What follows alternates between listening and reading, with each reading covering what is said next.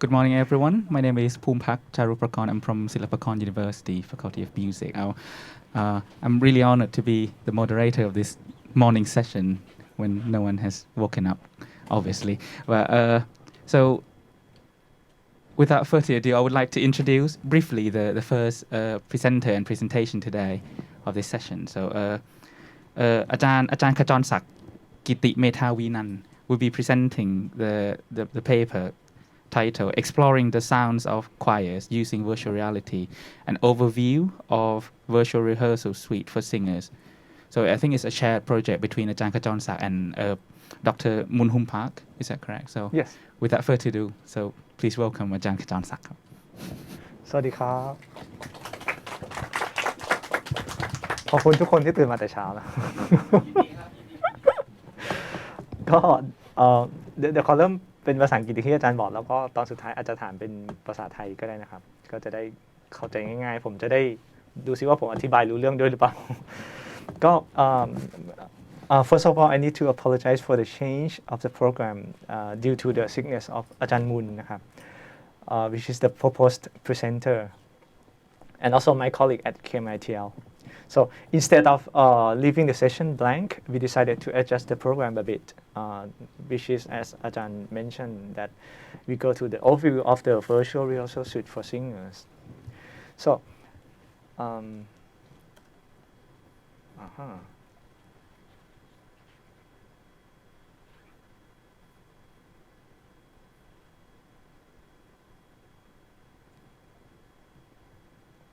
okay.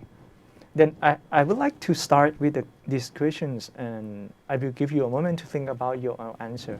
So, what do singers do when they sing in different venue?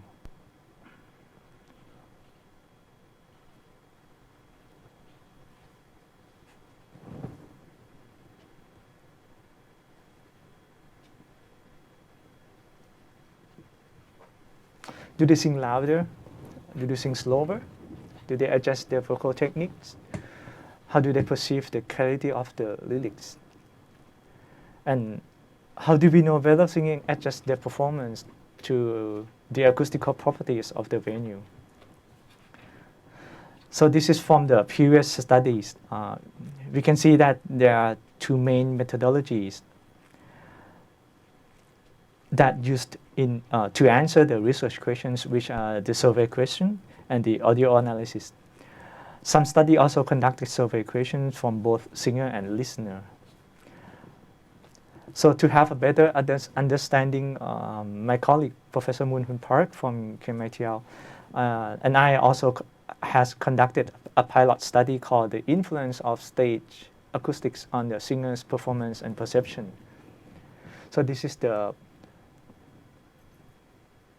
paper that we kind of like summarized all we have done in the pilot study, and this is you can just like see the full paper by following the QR code on the left hand. So with the very kind support from PGVIM, we came here at PGVIM to measure the frequency response of the several halls such as the C2N and Woodbox and also the SVH. So then we did the convolution. So we measure the frequency response to see how dry it is, and also the reverberation of each room. Then we did the convolution and designed the digital filter in order to get like the very ideal or like the same acoustical properties to the real hall. For example, I think most of us like has been to the C300, and then we like totally understand like for singers C300 is very, very challenging to sing, which is for SVH, which is kind of like more reverberation and easy to sing. Then like on the left hand side, you see the RT, which is stand for the reverberation time. It's only like 0.28 seconds. So this is the SVH. Yeah, and they have more reverb, which is 0.81 second. And this is the the Holy Rosary Church near ตลาดน้อยนะครับ so this is more reverberation is kind of like 3 seconds and 3.41 seconds. So that basically all 3 halls that we are using for the project. Then these are the survey questions that we ask singers, how they perceived, how about their perception and performance, as well as their preference of the hall. You can see that we have 4 parts. The first one is like, imagine if you're a singer. Like, I sang with normal efforts, or I sang with most effort. For example, in C200, do I need to put more effort to sing in a very dry room? Yeah. And for example, in part 2 and 3, I sang with like just faster than normal, or intonation. How about the intonation and resonance, as well as the diction, which is related to the lyrics. And the last part, we asked the singer about, if you were invited to sing next time, which hall is the you like the most to sing? Yeah. Then this is the results, that by running both survey questions and audio analysis, we found something interesting result. For example, singing effort over here. Most singers answer that they didn't change the vocal effort, but from the audio analysis here, we found that they did change something. This is due to the performance underestimate of the loudness. And from the results and observations, we noticed that singer experience is very important factor which affect to the result. So this is mean like student singers, they have different feedback with like professional singers. So what's next? This make me think about how much time and money that each singer need to spend in order to like gain more mature experience in room acoustics.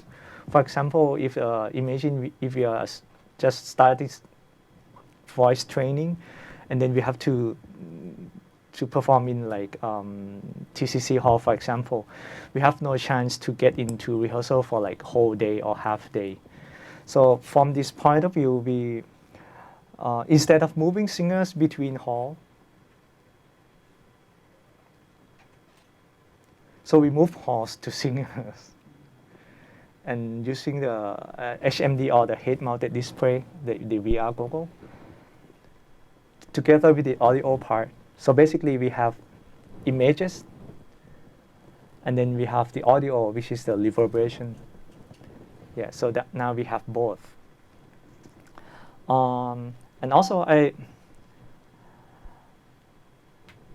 so because we need to help singer to have more experience in singing different room acoustics.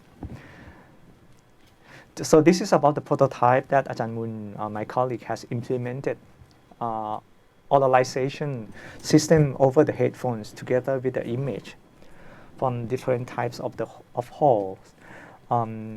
Before we talk about this current study, so right now we done the pilot study. Then we use the result and methodology from the pilot study to implement to the VR. So that's basically the concept.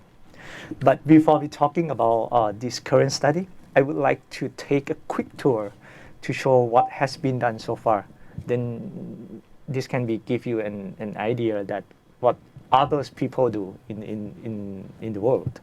So starting from here, from Osaka University, you see that they also implement like this study called comparison of microphone distance from real-time reverberation enhancement system using optimal source distribution techniques. So this is the sound bar. So instead of the headphone, they have like all the loudspeaker over here in the sound bar to generate, like, for example, the liberation of the room. And this is from Professor Kato and Ueno, the study called the effect of the room acoustic and musician performance. And you see that they have, like, instead of the sound bar that you see at the previous slides, this one they put the violinist in the anechoic chamber, and then they implement the audio in, like, in all three angles. And this is another one from York University. They're also using, like, 16 loudspeaker array in a virtual singing studio. And also this is the other one which is very interesting, from Aachen University. They also use the same thing, like, quite close to what Professor Ueno did in Japan. And this is another one from Technical University Berlin. They use quite the same, and they put the microphone over here. And also this, the one that's very interesting in this project, they use the head tracker over here, which is kind of like your AirPod here, like the latest version, which has technology called HRTF.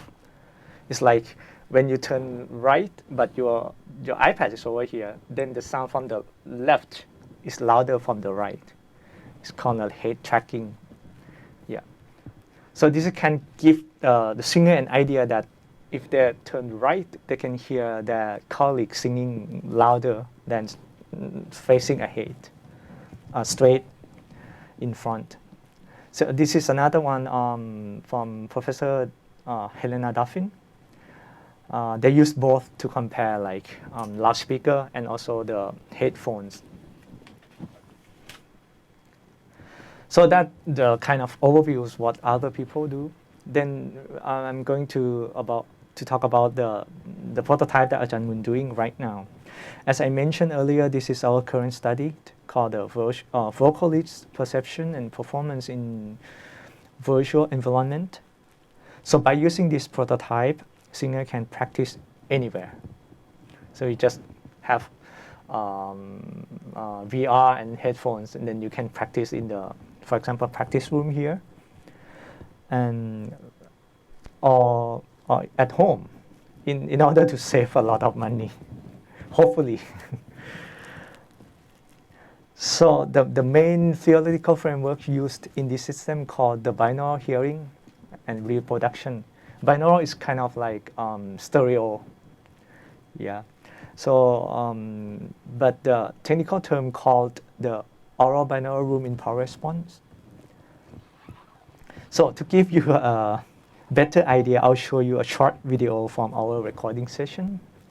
So you are seeing here in the singer wearing the HMD, the VR, and then the headphones. So we record in the control room. The screen on the right is the screen that singer was watching at that time. Okay, so let's see if what she was doing at that time. Okay.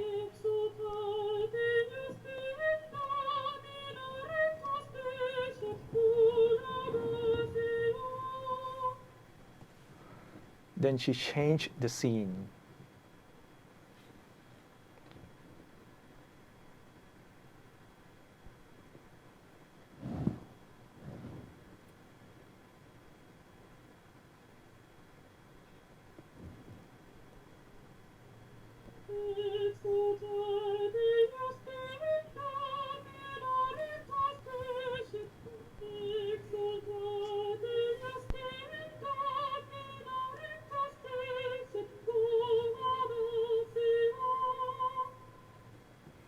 Yeah, so you see that just one button, and then you travel to many places. Yeah, and you may notice that the reverberation of the, for example, the last hall, the church is more like reverb according to the RT T60. So what are the future trends in the virtual reality audio?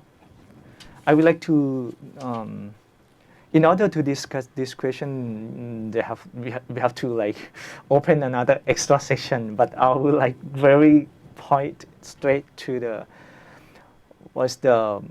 this project, which is called VRES, or stand for the Virtual Reality Audio for Cyber Environments, kind of like, which quite a big project, funded by the European Union's Horizon Research and Innovation Program, or the EU. So they got a very kind of like a big research fund, and they gather they have like 17 partners from different countries. For example, they have MDV, they have Meta from Facebook, and they have like also the Aalto University from Finland and some university from Sweden. So this project, they have a lot of outcome research. It's quite interesting. And then from this year in September, they're going to have organize the event that will be the kind of like the conclusion of the project. So I really recommend to visit the website. So well, I hope you now have a better idea of how virtual reality audio works. And I would like to end the presentation now. So thank you very much for joining us this morning. ขอบคุณมากๆครับ So thank you so much, Ajahn Kajornsak, for the presentation. I think we have about 8 minutes for the questions here. I'll let the participants in the room ask questions or any suggestions you have first, because I have a lot on my notebook. I can always fill the time with that. Okay, so, and in the meantime, I noticed that Cardika Pradipta is already on Zoom. Yes. Hello. No, we have about 8 minutes for the Q&A for this session. So if you can prepare your presentation and stuff in the meantime, that would be great. Thank you. But I'll get back to you again a bit. Okay. Thank you. So any questions from the participants in the room? Anything? Yes, Ajahn Mik.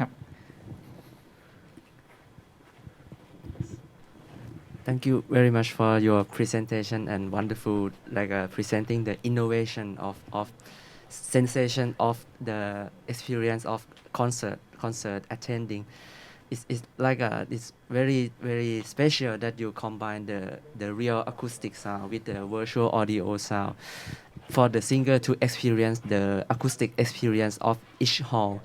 But in other way around, I think how do you see the possibility of this innovation to use for the audience? That audience could sense the acoustic of every hall, like they want to listen to this ensemble, this recording, but in this hall it's like a kind like a game, like that you put this orchestra in this hall, like you put this ensemble in this concert hall. How do you see the possibility in this case to use in the other way around with the audience instead of performers? Thank you. Thank you, Ajahn Mik, so much for the questions. Basically, as I mentioned, that we measure the frequency response on the certain spot. For example,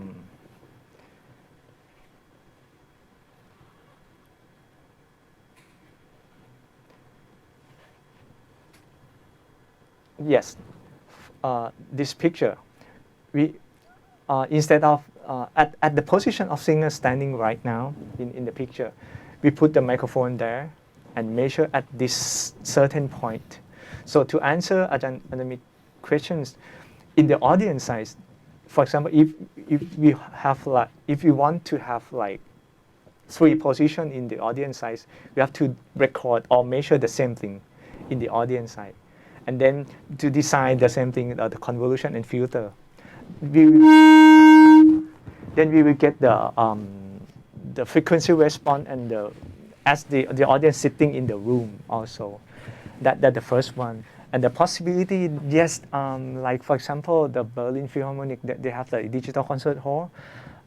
I heard that they have some they are doing the project that you can choose the ticket certain spot in the orchestra and also the audience side. For example, you may see a lot of some of those video clip on YouTube that, for example, they record the concert in, for example, in the conductor spot. Then you can see overall. So I think it's coming very, very soon. Yeah.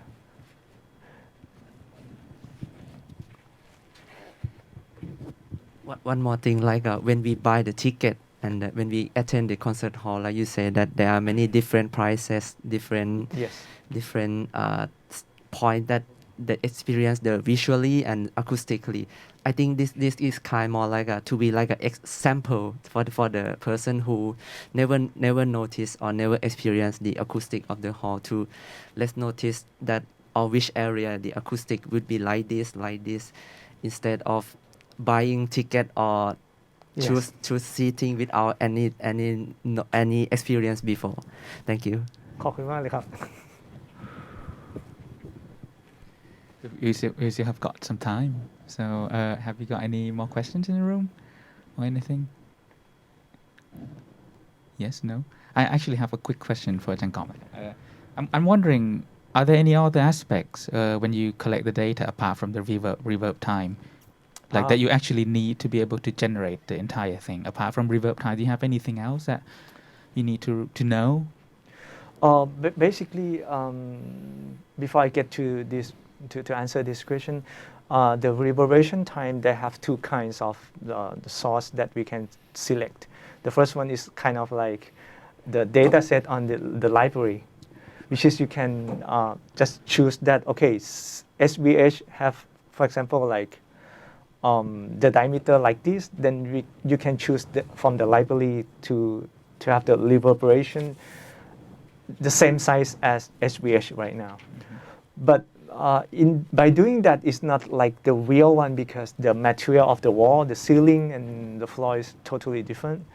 But that's the first way that we can approach. But the second way, we also collect some like early deflection, late reflection to see. But mostly we see the frequency response of the room. For example, in certain frequency, which one is, for example, like mid or high frequency that respond most or less, then we design the filter to have to get the result close to the real hall. Right. So the answer will be like we also collect some like early reflect and late reflection also. Right. Thank you very much. I think we kind of run out of time. Not really. We have 2 more minutes, but if there's no one else need to ask any questions, I would like to thank Ajahn Kajornsak very much for the presentation, and well, we hope to see the development of this project in the future. So thank you again. Thank you very much. Thank you so much. ขอบคุณ ขอบคุณมากครับ Right. Okay. So the next presenter is Cardika Pradipta. He's a Sri Lankan-based pianist, composer, and researcher. After studying music composition at the Indonesian Institute of Arts, Yogyakarta, Gardika's interest in the intersection of music, society, and culture led him to pursue a master's degree in cultural anthropology. His works, which have been performed in Japan, the Netherlands, Singapore, Malaysia, and Indonesia, span numerous genres of concert music to contemporary improvisation, film scoring, and sound ethnography. Today, Gardika will be presenting the paper titled Lost in Sound, Southeast Asia, Japan Soundscape Research. So please welcome Gardika online. Thank you. To call the people to come to the bus and the sounds is very interesting for me, because it's quite different from the sounds that I experienced in Java, Indonesia, in my homeland. So then I start to imagine, oh wow, Southeast Asia is very diverse, not only in terms of culture and music, of course. We have so many musical traditions, but also the soundscape itself is very different from one city and one rural area to another area. So and that's the beginning of my ideas of this research. And then in 2019, I start this journey to record soundscape. I will present some sounds from the recording.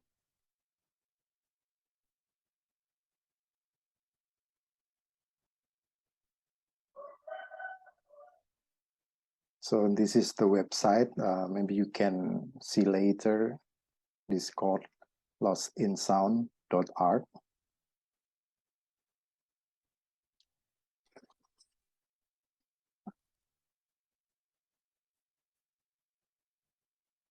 I will play the first Victory Monument sound. This is the first soundscape that I recorded, I told before.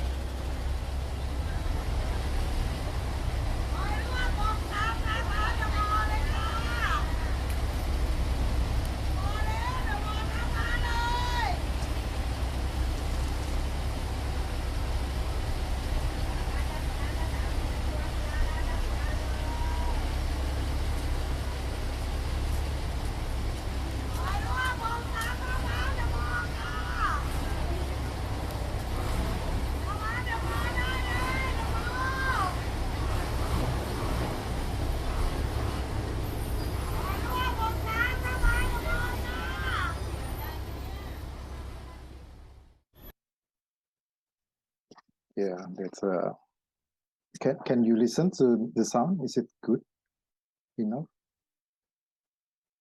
Yes. Yeah, we could hear everything. Okay. All right, Thank you. Yeah, and then so I have recorded many sounds, especially because there are so many sounds. So it's kind of like make a photograph of many things, make a photograph of sound, starting from ritual activities, religious activities, and then the market, and then the sound of transportation, and then the sounds of many cultural activities, children, etc. And then based on that sound, I record around 1,200 sounds during 5 months in Thailand, Vietnam, Singapore, Malaysia, and Japan. And then when I came back to Indonesia, I select around 250 sounds, and then write a soundscape ethnography based on that sounds, as you see in this website. So in this presentation, I will play several sounds. Hopefully you can enjoy. I will start from Vietnam.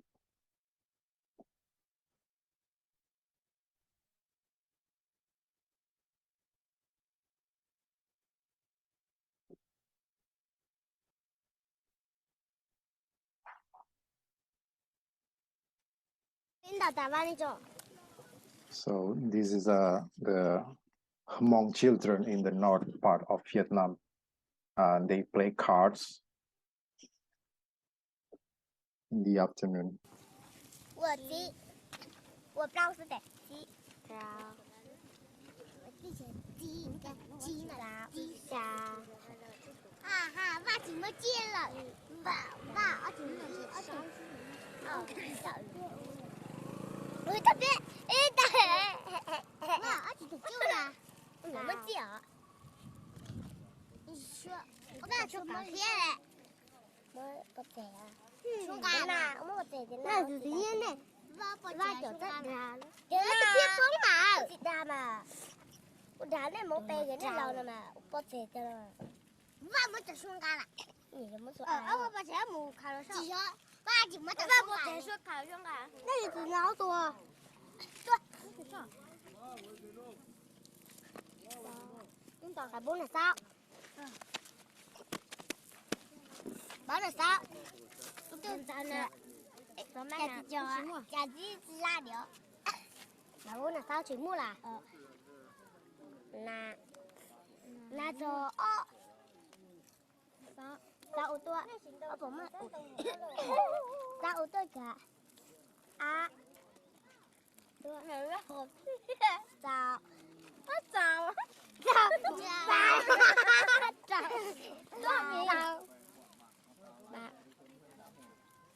sao sao sao thì ôi trời ơi cực khổ mà tôi mua kìa mình mua ở chợ tụ chỉ tụ này chỉ tụ sao mình mua mình báo là chưa chưa chưa là chưa chưa để chưa cả một hai đồ bố chúng mày đồ bố tốt của ta mày cho tiền em mồi với tôi ta cả ba với tụi bà mỗi giày á. So yeah, and we'll continue to another sound, but the background story of this sound is there is a sensitive issue during the Vietnam War, also in the Hmong communities in Vietnam, and then I write about this description also with this sound.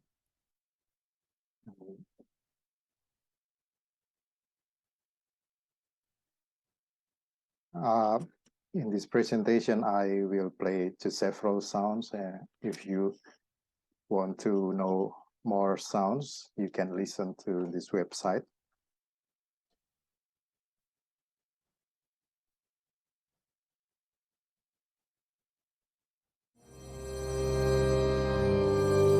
And this is the Sunday Mass in Joseph Cathedral in Hanoi. This Catholic Church big date when the French colonialism come to Vietnam, and then it now have a strong tradition in the Catholic liturgy, and the music is so wonderful, I think, and then they sing in the Vietnamese language.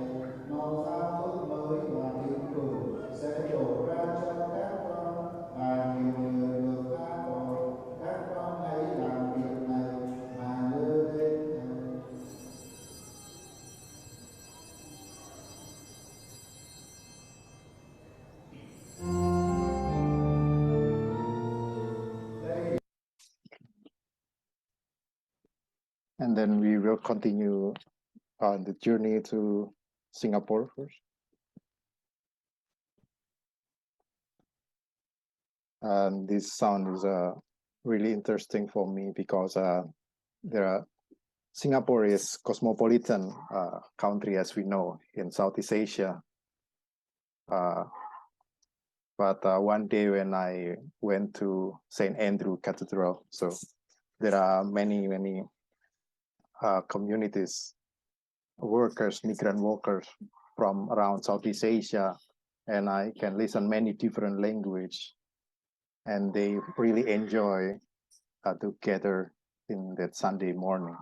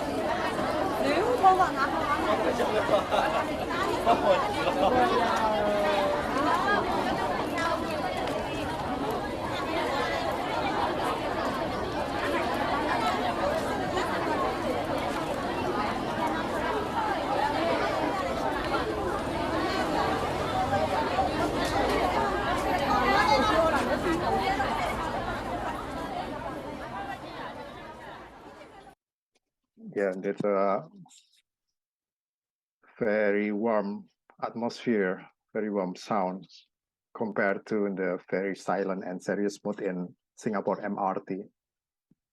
So yeah, I feel like at home when I listen in this situation.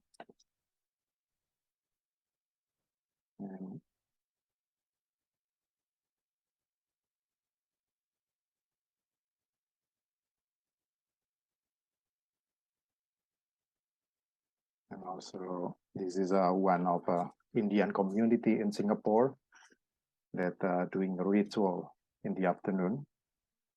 The music is so mesmerizing.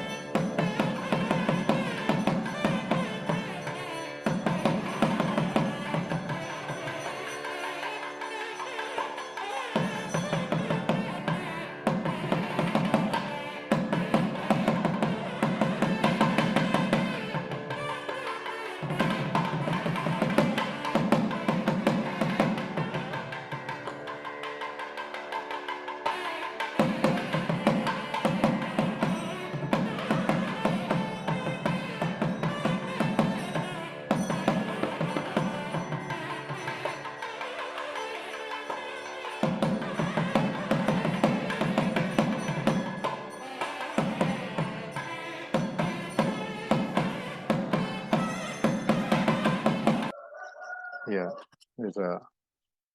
this temple is the oldest Hindu temple in Singapore, built by Narayana Pillai in 1827. Okay, Then we will move to Malaysia. I hope that you enjoy too, because this is so many sounds. We just jump one by one to show and listen that we have a multicultural in terms of soundscape also in Southeast Asia.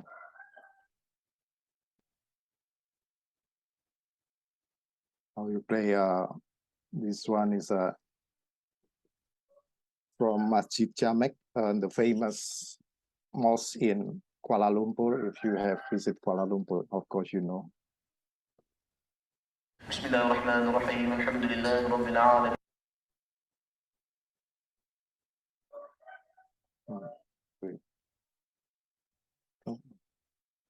والصلاة والسلام على سيدنا محمد أشرف الأنبياء.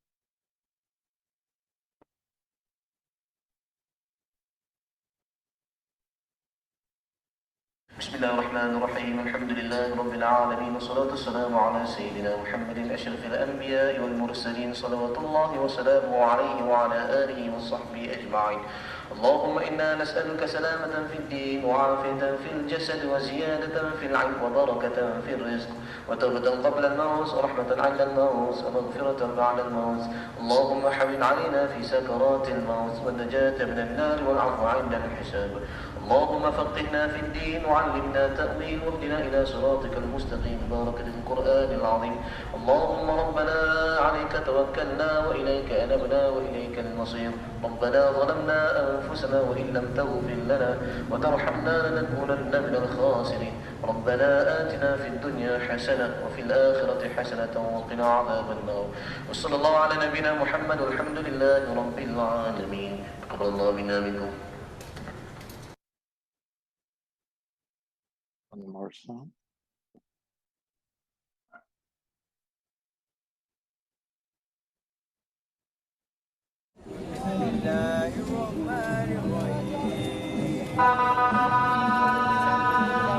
This is a busker that recitating the Holy Quran in Bukit Bintang with the surrounding soundscape from the cities.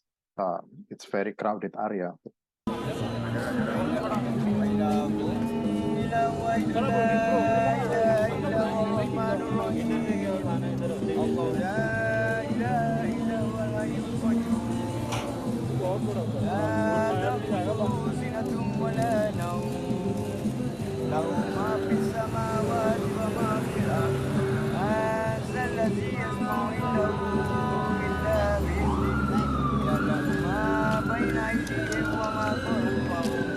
ولا يحيطون بشيء من علمه إلا بما شاء وسع كرسيه السماوات والأرض ولا يعوده حفظهما وهو العلي العظيم.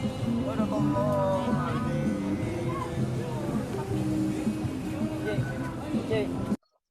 You can also hear the dangdut behind. And then this is finally we arrive in Thailand. So yeah, I record many beautiful soundscape in Thailand also. There are Buddhist chants, there are both Muay Thai, the traffic, the insect and frogs, and so many, and I will play maybe 2 or 3. This is a Muay Thai.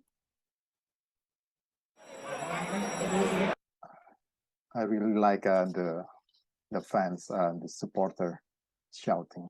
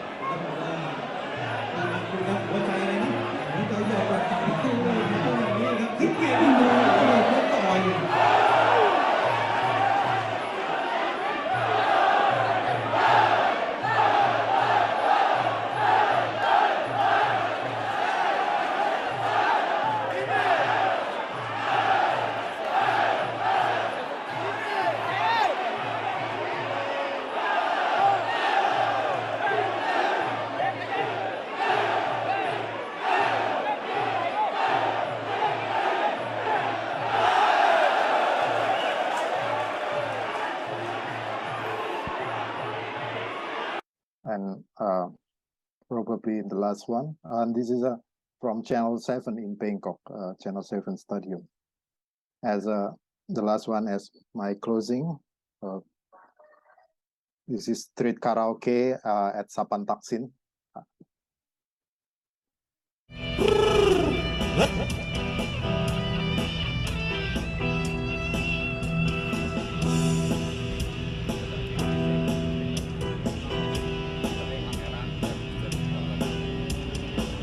Mình cứ nàng mèo yêu swat, thơm cứ vì gian sexy, thưa kínผู้ชายเป็นนางแล้วตัดทานไปในยามราตรี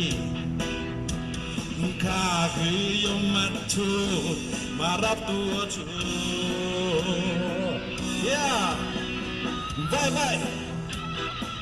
ไปลงนรกเธอที่รักฉันจะลงโทษเธอไปลงนรกเธอที่รักฉันจะลงโทษเธอเวลาของเธอหมดแล้วขอบคุณพี่มากเลยนะฮะ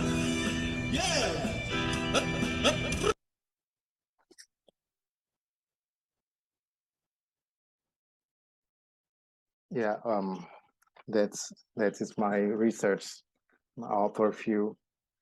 The basic idea is to think and research soundscape as a part of culture, as a cultural narrative and sound ethnography. Thank you very much, Dr. Poumpak, Charuprakorn, and Princess Galyani Vadhana Institute of Music. Thank you so much, Gardika. I'm not sure if I pronounced your name correctly or not, but yes, I'm sorry if I did not. So thank you so much for your presentation. So we have about 5 minutes for the Q&A session, and I'm sorry that you can't see me because we don't have an extra camera here. I'm standing next to the screen that is projecting your face on the screen. So I hope you don't mind just listening to my voice or something. If we have any questions in the room, I would pass the microphone to the participant. Okay. Have we got any questions in the room for Gardika?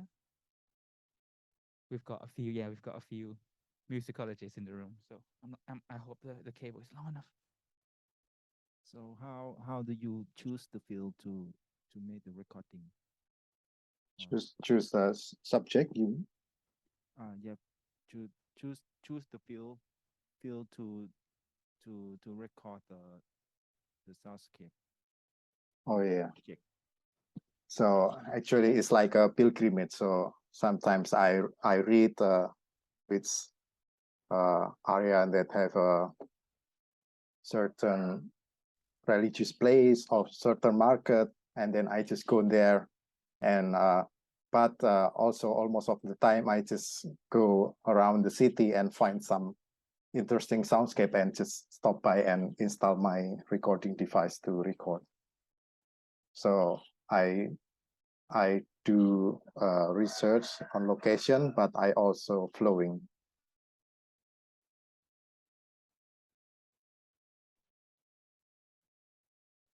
Thank you so much for the answer. Have we got any more questions? Guitar, have you got any questions? No, okay. Yes, yeah, there's another one in the room. Sorry. Yes, thank you so much for a wonderful presentation, and I really enjoyed listening to those soundscape. I wondering, do you allow those sound recording like open source for using, or do we need for to write you in order to use those sounds? Do you mean to create music? Yes, yes. Oh, yeah, sure. Yeah, I never have collaboration, but I will be happy if you want to have a collaboration. So first, you can visit this and probably my email. Sorry, yeah. If you want. Write you the email and then. Yes, sure. Oh, that would be great. And one more quick question. Would you like? Are you? What was your next plan to like this project? For example, like, are you thinking about like to use different sound recording format, for example, like ambisonic microphone to get like more like dimensions of the sound or the place of the soundscape? Now, honestly, now I turning to nature soundscape. But yeah, I really want to do the very proper recording in the field, but sometimes it's just too difficult to have a complete setting in the area, for example, in the traffic or the market. So yeah, sometimes I just have a handy recorder and one microphone and headphone. I see. But I really enjoy for example, in Muay Thai, it's very excited. I would like to, yeah. Thank you so much. Thank you. Thank you again, Gardika, for everything. I think we kind of run out of time, so I would like, on behalf of the entire conference and Princess Galyani Vadhana Institute of Music, I would like to thank you again for sharing this presentation and also your sound archives. It's a really rich archive, and also it shows a lot of like richness in this Southeast Asian region, and it's not, I think, like personally, I think it's not just about the sounds you have collected, but it's all about the stories you have written on the website as well. I haven't looked into the website before, so I'm gonna find some time in the future to read through everything.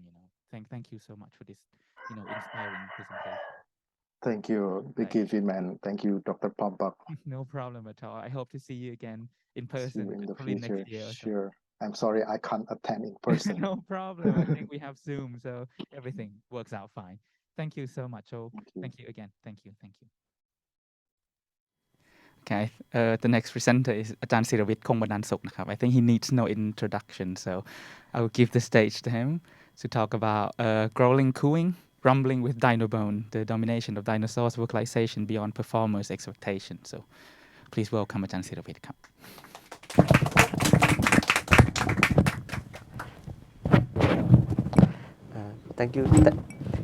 Thank you very much for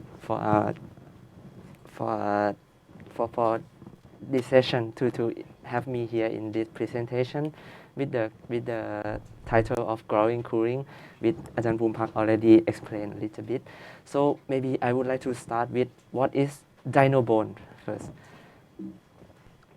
Dino-Bone is a new creation of instrument that was especially used for the piece called Dino. For Dino-Bone, it's with an amplified trombone with 3 percussions and prepared string, composed by Piyavat Luiraprasert, and has been performed by Princess Galyani Vadhana Youth Orchestra under the baton of Maestro Peter Will. So may I share some excerpts of this recording and performances?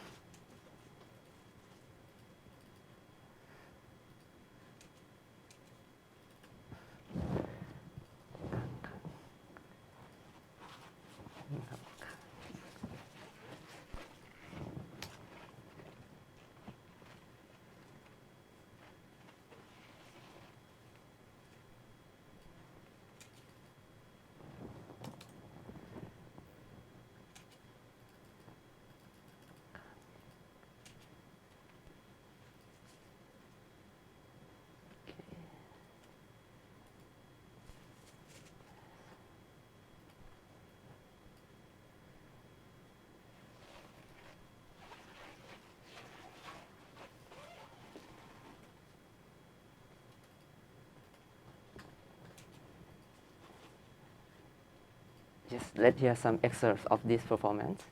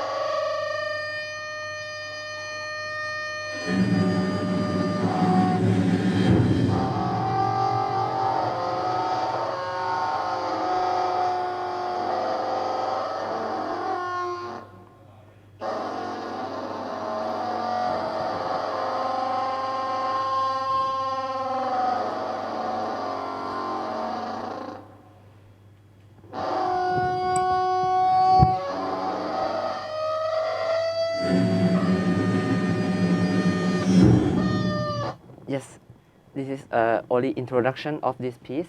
And what the piece is about is this piece is like a kind of reimagining the dinosaur vocalization on the extra instrument that were constructed especially for this piece called Dino-Bone.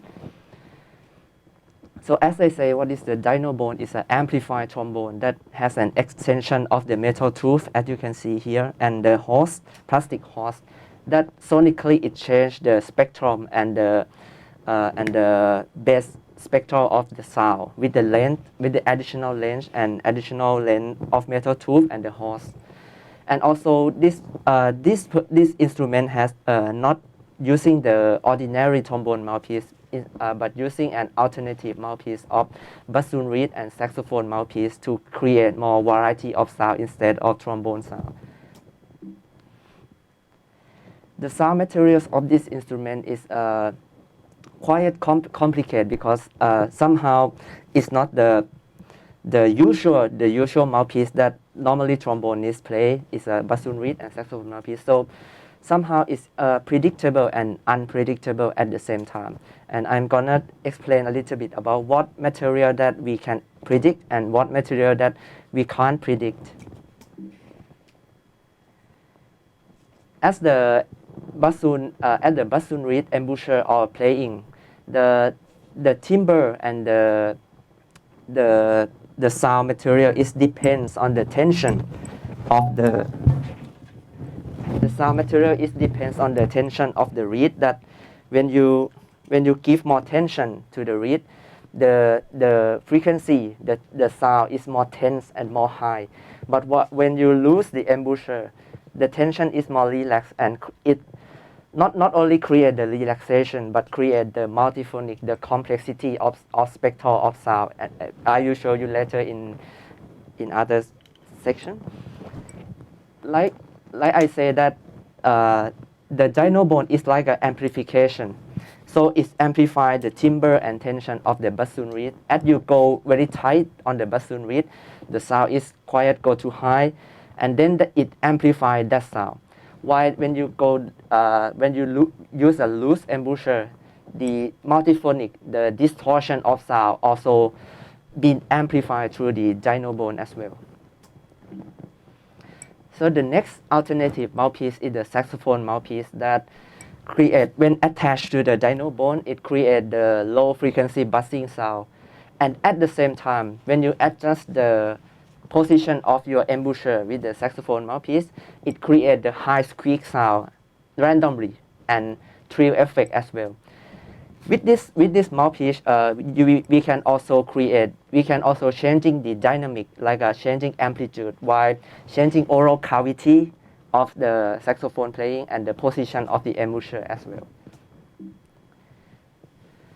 So what we found from this playing instrument is like it's kind of like requiring the multi-instrumental skill, but not entire instrument, but only some partial part, like require the playable skill on bassoon reed and also on saxophone mouthpiece, while the trombone play the part of changing the length of the instrument as well. That reflect to the sliding effect or glissandi effect on the whole sound. From this piece, it was composed and was by P.O. Watt, was composed in the classical form, like a notation and orchestra format. So one thing that composer would like to communicate with performers is the notation, the scores. But in this case, the sound material that not usual or seems to be impossible to notate in the traditional intonation or traditional system, traditional note. So it's find out that we have to talk about first what sound that instrument gonna produce and what kind of notation that will be clear to give the exactly sound that composer want and performer could produce. So it's come up like it has to be like a more interpretation of what the composer write, not exactly same with the sound that produced. Like this piece was divided into 16 scenes, and the 1 to 8 scene was noted to be played on the bassoon reeds, as I will show with you. The performer, the composer, he structured the first section as a pacing of the dinosaur, starting from slow and then growing up, increasing the speed, increasing the tempo before changing to the next section.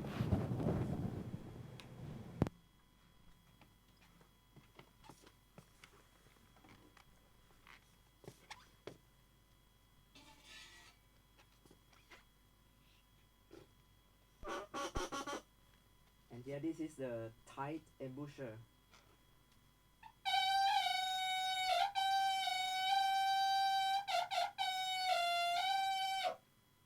It gives a very clear tone, very clear sound, but when you lose the embouchure, it will create some. And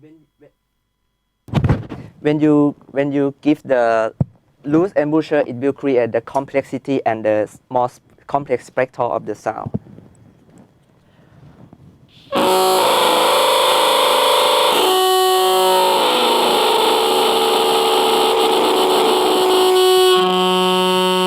Like a kind of distortion and like something like that. And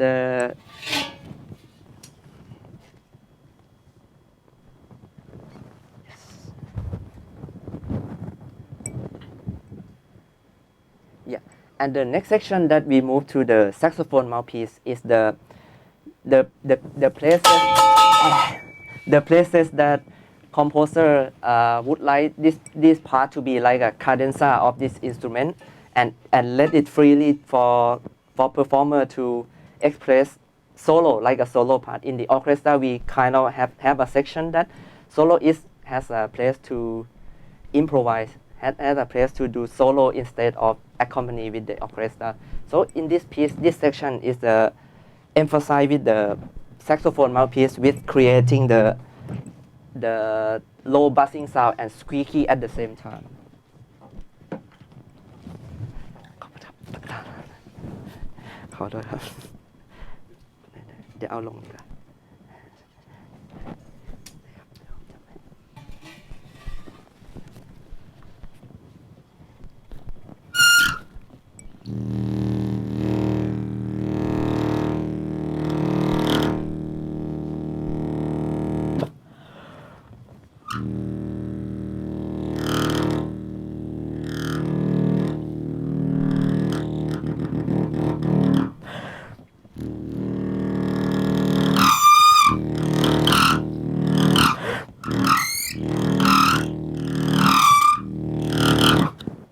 Something like this.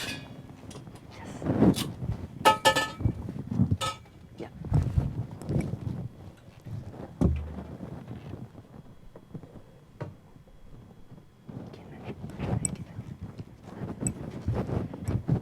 Yes. So as you can see that in the notation, he just wrote down the single line that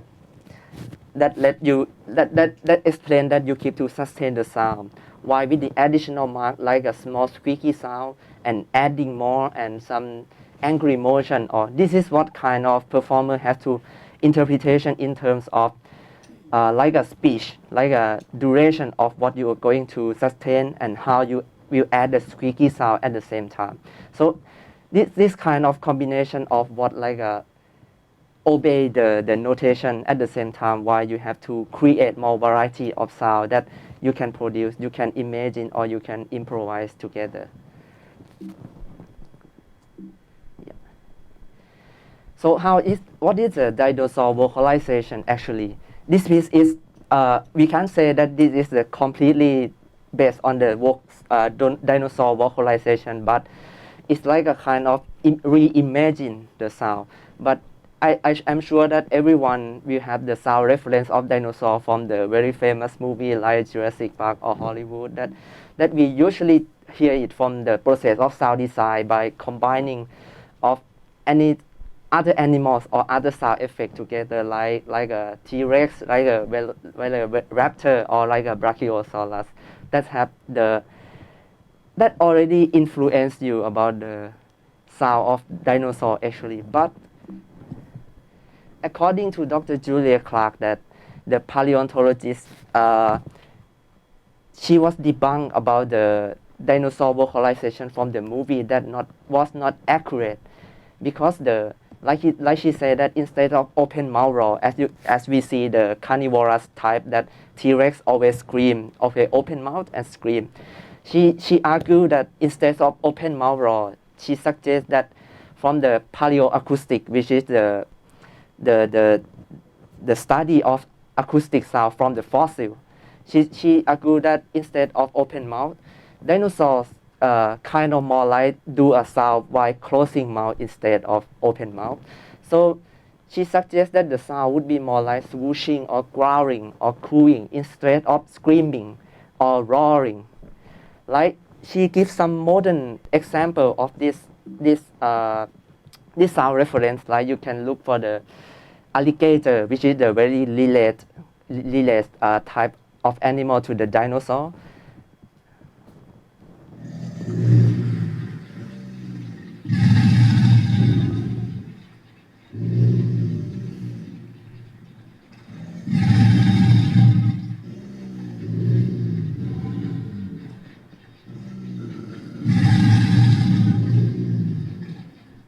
Another example is like an ostrich booming sound that she suggests.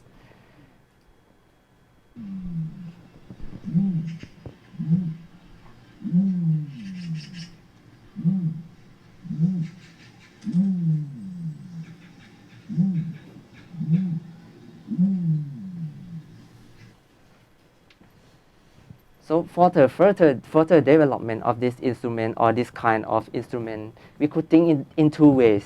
Like, we can only focus on developing sound, unique of sound on the instrument purely, like exploring the possibility of sound. Or if you would like to focus about the dinosaur vocalized, actually, I think we can like research or study on like paleoacoustic, like what dinosaur, what species, what type that create, what kind of sound, what exactly sound that they create, and then we reimagine on the instrument again. Or moreover, we could look about the behavior of that animal, why the purpose of creating this kind of sound, what is the purpose of that. Like, some animal create this sound because to find the mate, to find the something like that. And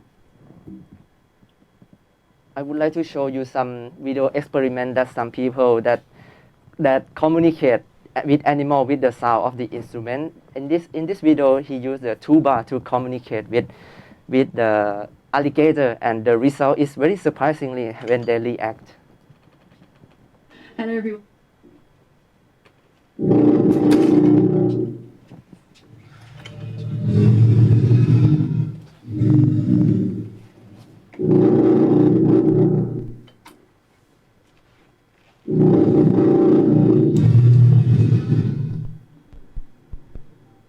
That's pretty exhausting for doing that for that amount of time. Yes, we don't know that what it think, what it in their head, but we just know that we just have some curious question that why it react with this kind of sound, with this type of instrument. So that would be some further discussion about developing this instrument, and also use the concept to develop the how to combine the traditional instrument, how to develop your instrument into the next step.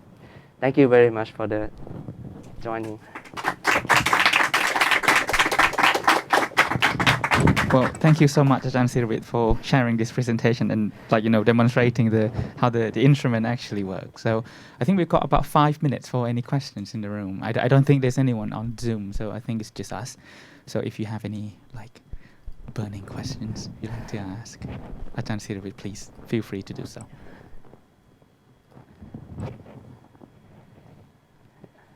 No? Okay, Ajahn Kong.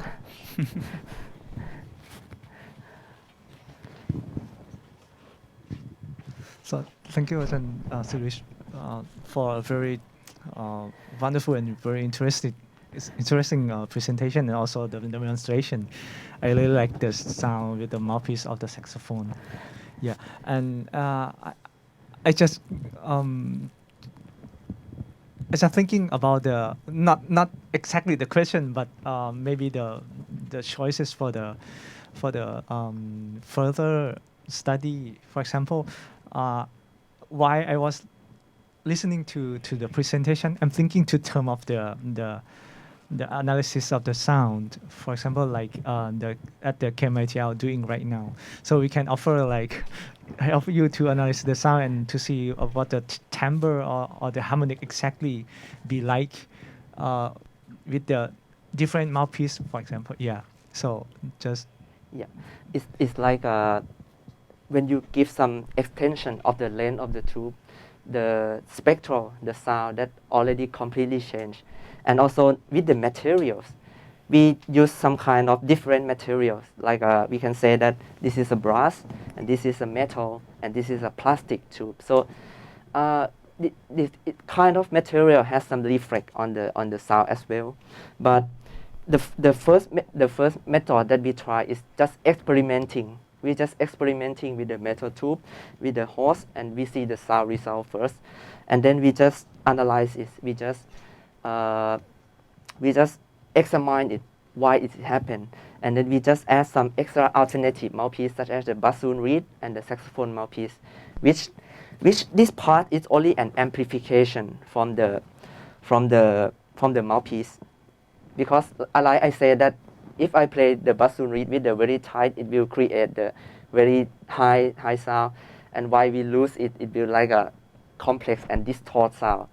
This part, this tube is just only an amplification, but the part of amplification is like a resonation as well.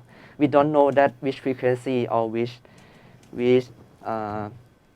exact frequency will resonate well and without. I think if we think about the room, any room will have some specific frequency that will โดดออกมาเขาเรียกว่าอะไรนะครับ that some frequency will very present more multiply the natural frequency of the room. Yeah. This kind of tube act like a resonator of that. So we have some room to examine how this resonation come out as well. Yeah. So it would be great if KMITL can support you to do the analysis. Would be very pleasure. Thank you. Thank you. Thank you so much for the answer. We've got about 2 more minutes, so if you have any more questions. I always have questions, so I can fill this time with my questions.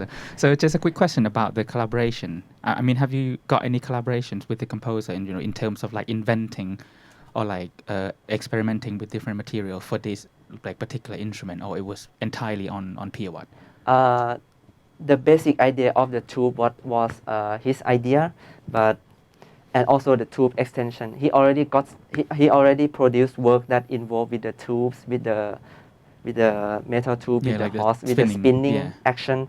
But what we explore together is about the part of blowing from the alternate mouthpiece. What if we put the saxophone mouthpiece? What if we put the bassoon reed on that? How the sound is come out? I think this kind of music instrument is not require that so much specific skill. I think the point is that everybody can explore, everybody can enjoy, can experience with this kind of installation or this kind of instrument to know exactly how the instrument work in the unusual function. That's what we explore together, and then we like we say in the interpretation that they just notate that what they would like, and somehow I also play what I would like to express as well. So it's kind of balancing between notation and balancing between interpretation at the same time.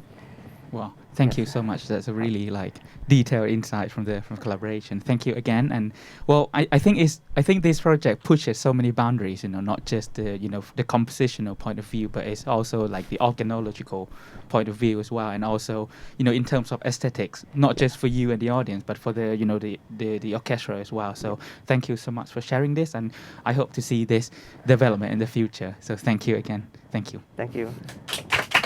Hi everyone. The last presenter and presentation of this session is Stevie Sutanto. He is an Indonesian composer, sound artist, currently based in Jakarta, and his practice and research revolve around the idea of artificial intelligence and sound processing. In addition to that, his other interests include critical use of laptop and augmented instruments in composition and performance. So today he's presenting a study of two, a sketch of two, probably a piece for bassoon and laptop. So please welcome Stevie. Thank you.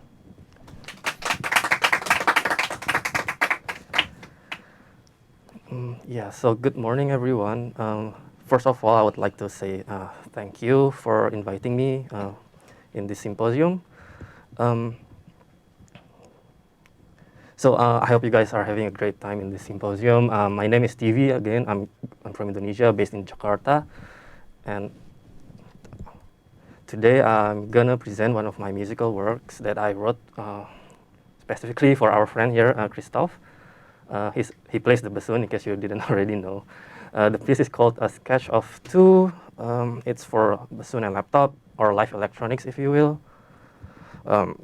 And in this presentation, I will briefly describe the creative process of the composition and focus mainly on the development of the interactive music system. So yeah, basically we met in Austria, and we discussed about the performance and the sound concept of the piece. And I remember in that discussion, Christoph didn't actually prefer a live electronic performance because of some obvious reasons. One of them being, if the composer isn't there during the rehearsal or the performance, sometimes it would be such a hassle to set up, and troubleshooting the live electronic if the system fails would be a problem. And the advantage of using only fixed or pre-recorded materials is actually it's relatively easier to set up, and also it's easier to travel with. You can just send the audio file to the sound engineer and then play with them in the venue together. But then, since I'm more interested in live processing, so my background, most of my work use live processing. So I plan to make a live electronic or interactive system that you can just open the app and then press start, and everything will just run, and progressing the structure of the system by itself, changing all the parameters in conjunction with the score or performance progression. So after we settled on that, we start with the video of a bell in St. Florian, Austria, which he finds interesting. So this is the video, and I'll just play it a little bit and just very sparsely. No sound.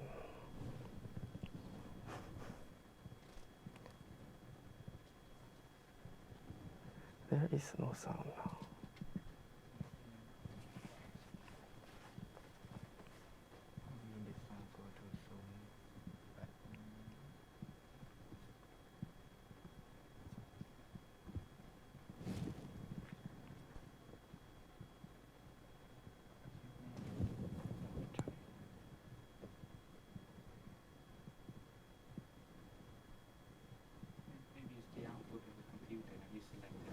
Or maybe.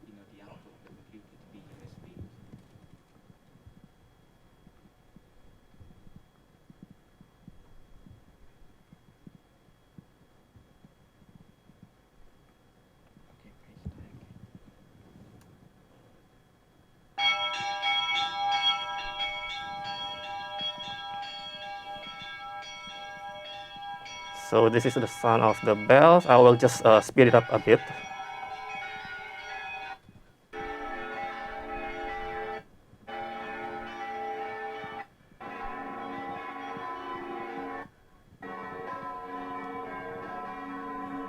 So just from the video, we can I took some ideas. In the beginning, it starts with a rather sparse texture, and then it develops into a very dense sound, almost like a cloud of bell tones. In the beginning, also, you can clearly hear the attack of each bell, but slowly our perception of the attack becomes weaker, and then we start to perceive more of the activity of the bell tones itself. So yeah, and then from this video, I started to experiment creating a very quick granular system, which it sounds something like this. Of course, I don't have the bassoon here, so I will just demonstrate it with some random inputs that I have here. So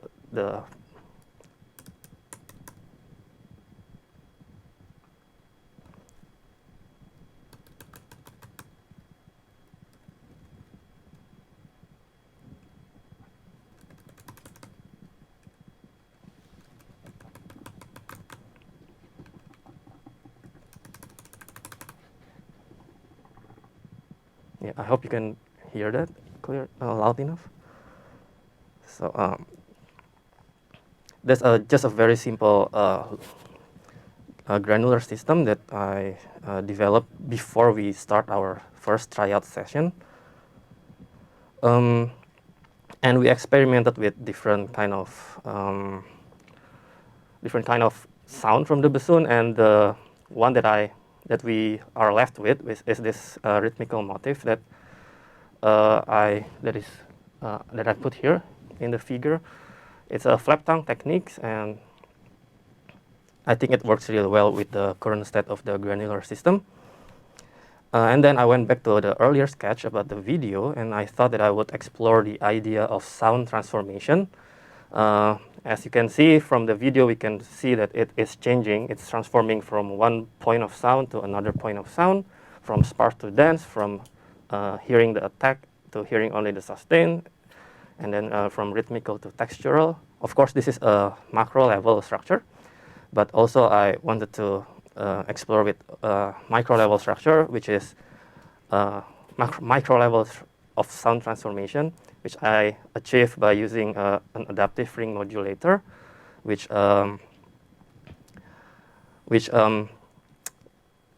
adapt to the input of the bassoon, so that we get a variety of timbres depending on the bassoon's input.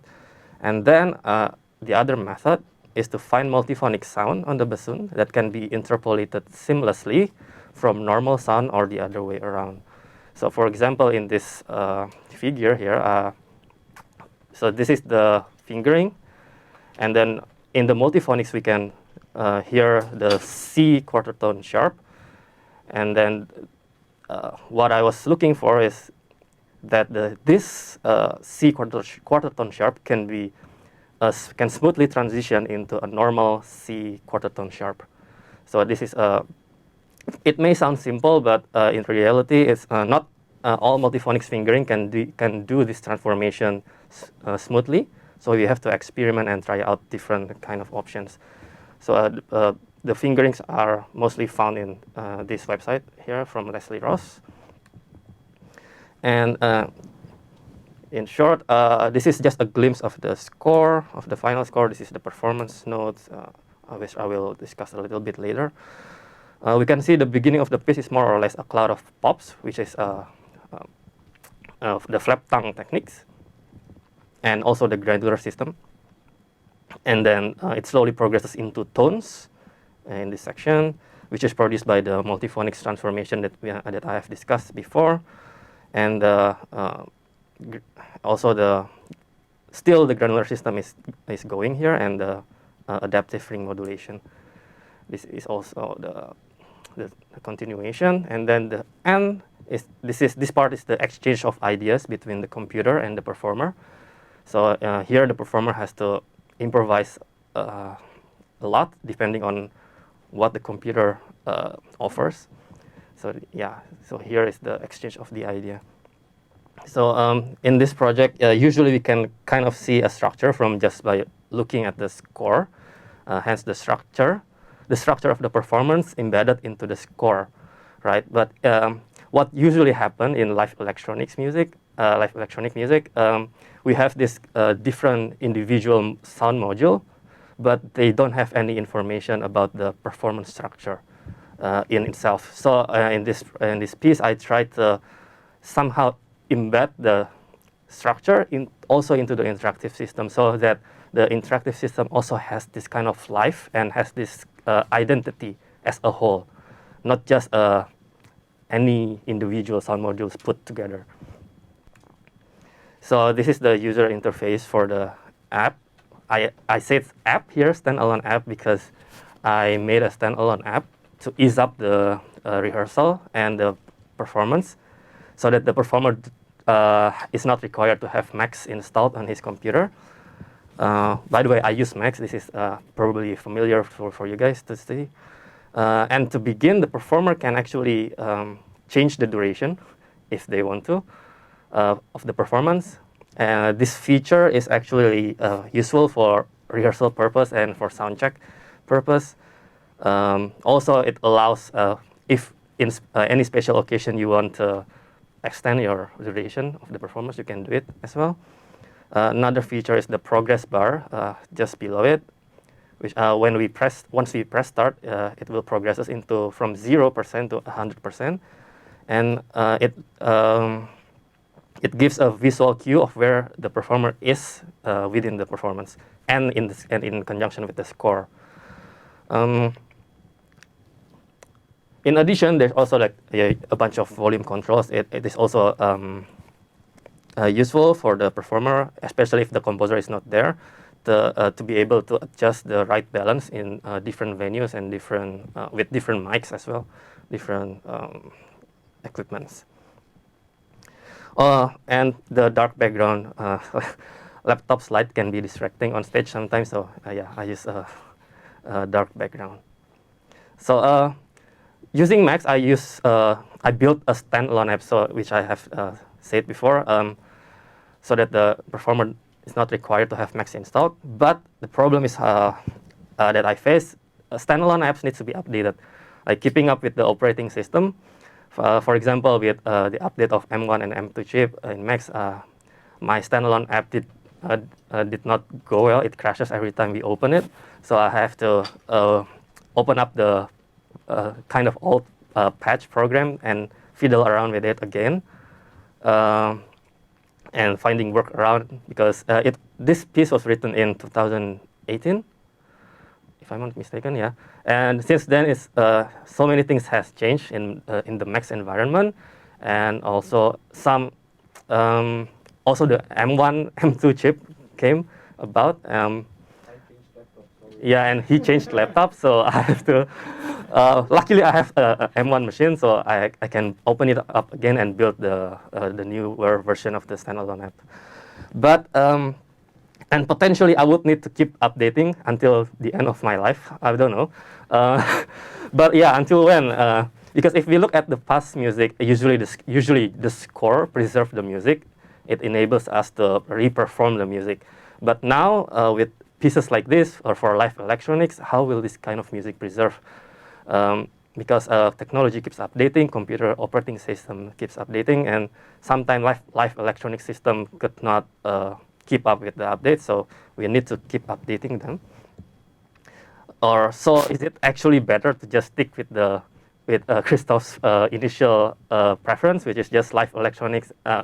Which is just pre-recorded materials and acoustic instruments together. So those are my main points of reflections when doing this project and after doing this project. So yeah, and other things to explore, and which I find interesting is what I call a performance-controlled structure. So actually, I made this. I wrote this piece also in 2018, but this system still needs refinement, and I need to put more thoughts on it. So this is called cubicle music. I will briefly play it and then explain a bit about the concept.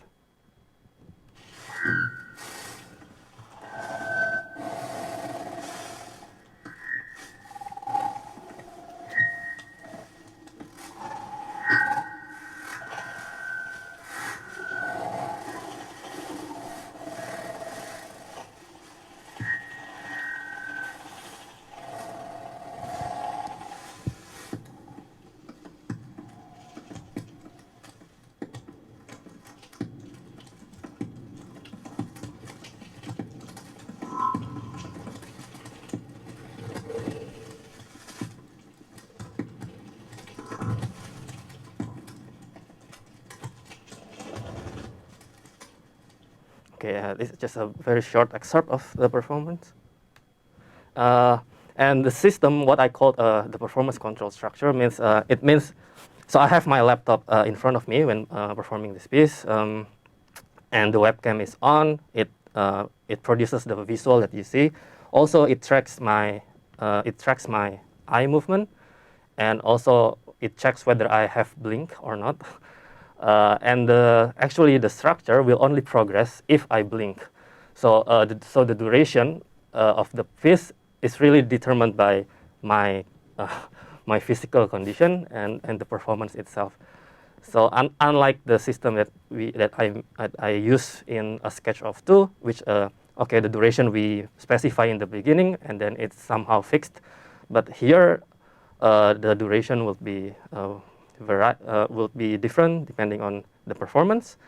Also, not only the macro structure but also the microstructure, because I need to blink in order to progress further the performance, right? So yeah, I think this is something that I would like to explore in the future again.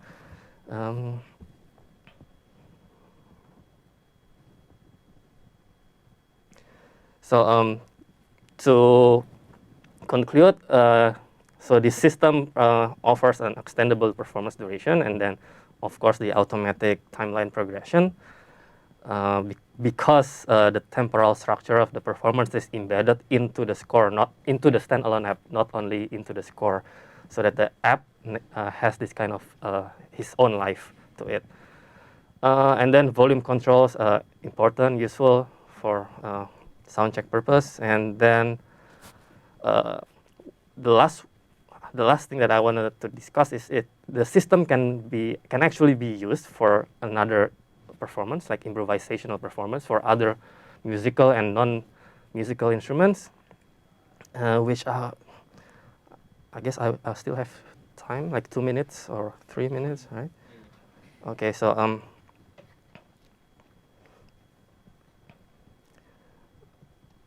maybe I will put it here. So this is the standalone app that I made. So there's an input device and all.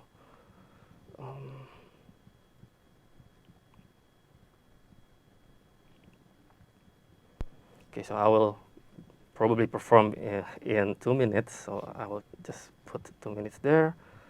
Make sure the output is on, and then start. I might need this. I don't know. I'm not a performer, by the way. I'm sorry. I will try my best to do this to demonstrate this system. Yeah.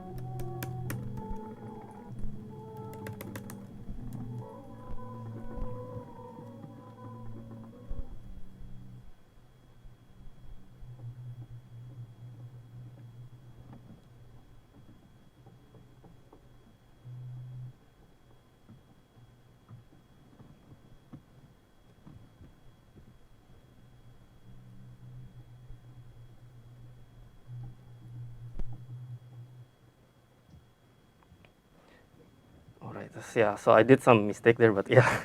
Anyway, you get the idea. Yeah, it didn't go as I expected because I practiced it different in at the hotel. So yeah. Yeah. Oh, sorry. Probably I didn't have much input there. So yeah, that's why sound check is really important. So yeah. So yeah, I think that concludes my presentation here. As you can see that the system itself can. Even though it's a kind of improvisational, but the system itself has a structure inside, like a structure embedded inside.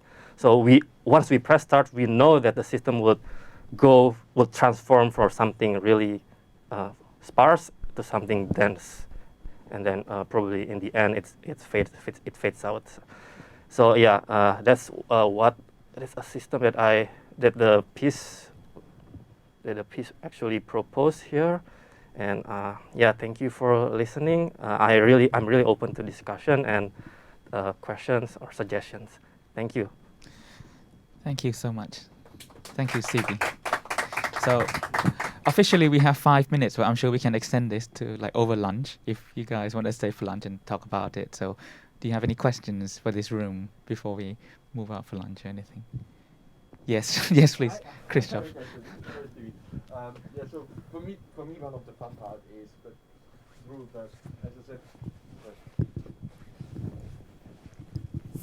For me, one of the fun parts is, as I said before, that because of the improvisational experience that you get from the laptop, that you feel like there's somebody else present because it every time does something different, slightly different. The structure stays, but every time you do, depending on what I feed it, but I can't really control what it's going to do.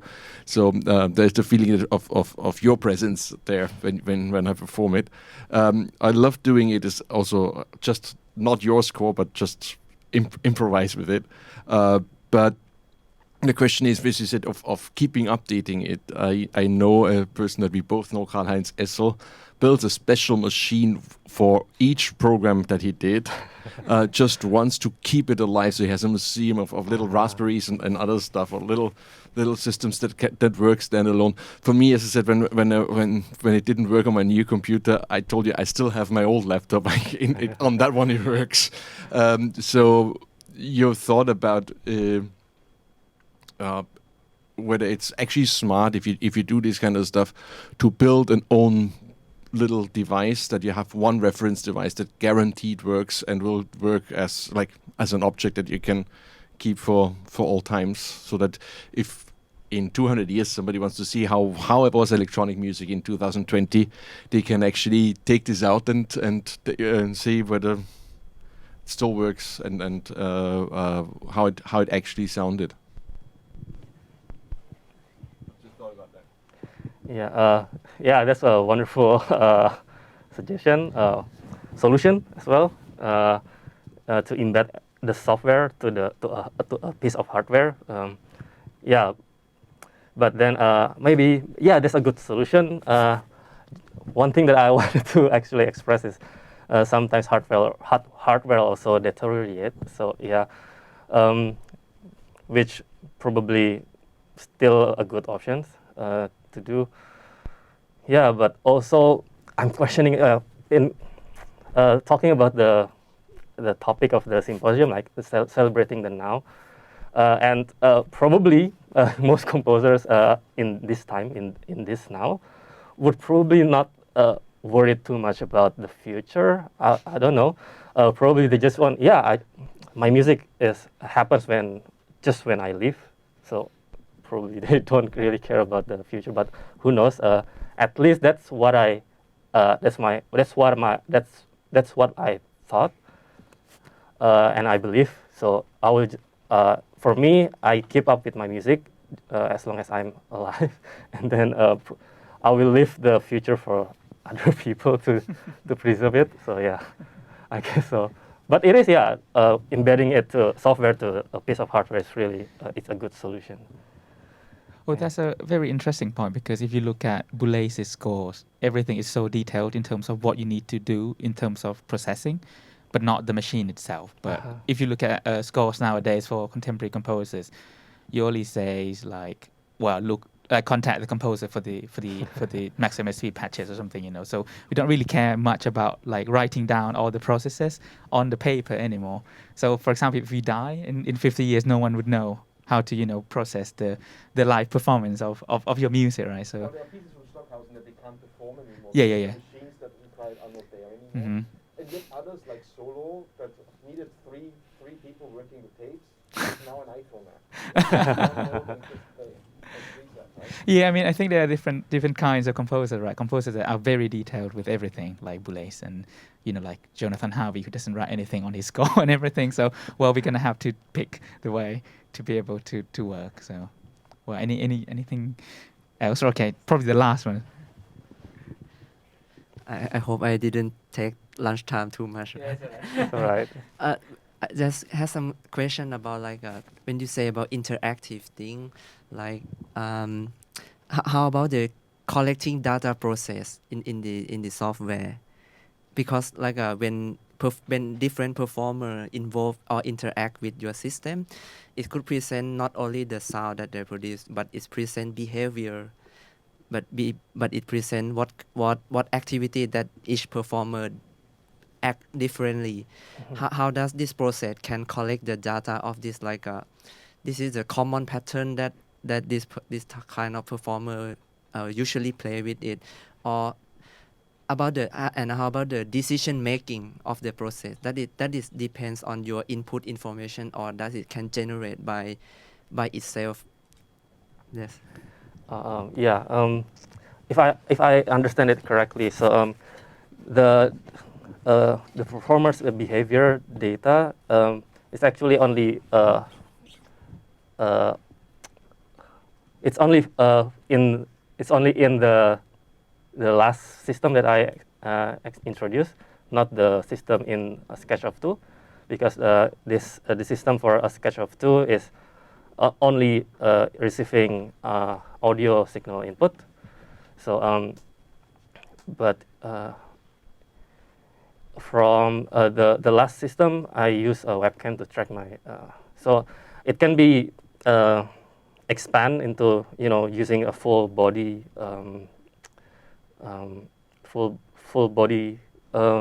interaction, so that maybe we can track whether our how many times have our arms rotated, for example, in order to progress the structure of the performance. Yeah, and there's still a lot more to explore in that realm. I hope that answers your question.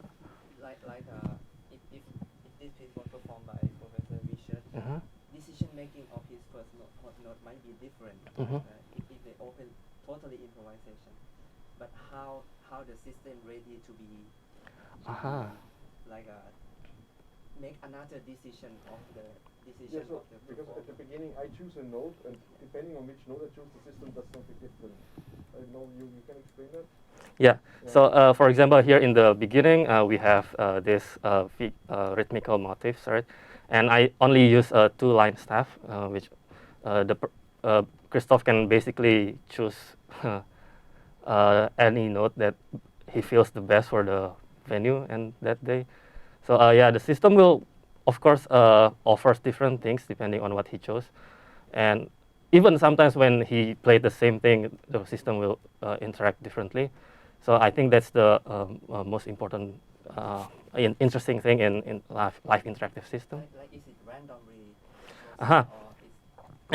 It's of course controlled random, controlled stochastic, and stochastic system, and of course I didn't have the time to explain the whole program. Yeah, so yeah, it's some of it are random, some of it are adaptive to what depending on what Christoph's input is.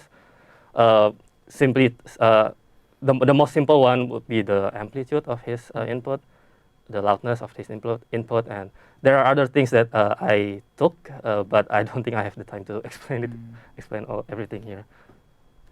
Thank you.